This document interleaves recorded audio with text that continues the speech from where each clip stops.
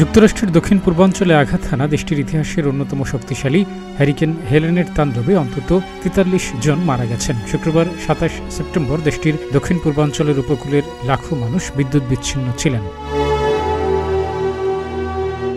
৪ ক্যাটাগরির এই ঘূর্ণিঝড় গত বৃহস্পতিবার ২৬ সেপ্টেম্বর রাতে ফ্লোরিডায় ব্যাপক তাণ্ডব চালিয়ে জর্জিয়া এবং নর্থ ক্যারোলিনায় ভূভাগে প্রবেশ করে। হেলেনের তাণ্ডবে কোটি কোটি ডলারের ক্ষয়ক্ষতি হতে পারে বলে জানিয়েছে বিমা ও আর্থিক প্রতিষ্ঠানগুলো। ধ্বংস হয়েছে বাড়ি ও রাস্তাঘাট।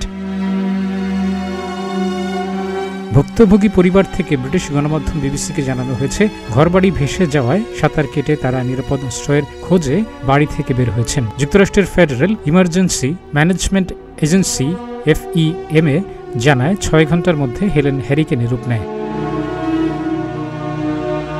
ন্যাশনাল হ্যারিকেন সেন্টার এর তথ্য মতে হেলেনের প্রভাবে ফ্লোরিডা উপকূলের কোথাও কোথাও ১৫ ফুটের বেশি উঁচু জলোচ্ছ্বাস হয়েছে। সেসব জায়গায় ৫০ সেন্টিমিটারের বেশি বৃষ্টি হতে পারে।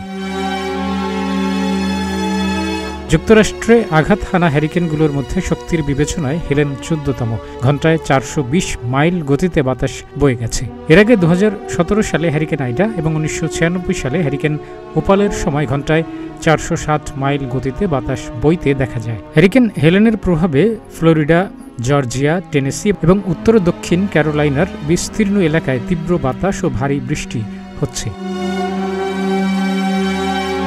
ফ্লোরিডার পাইনলাস কাউন্টিতেই মারা গেছেন অন্তত ৫ জন। কাউন্টির শেরিফ বব ওয়েলতিয়েরি এ তথ্য জানায়। অন্যদিকে ফ্লোরিডার গভর্নর রন ডিস্যান্টিস জানান, গাড়ির উপর সড়ক নির্দেশক বোর্ড পড়ে একজন এবং ঘরের উপর গাছ পড়ে আরও একজনের মৃত্যু হয়েছে।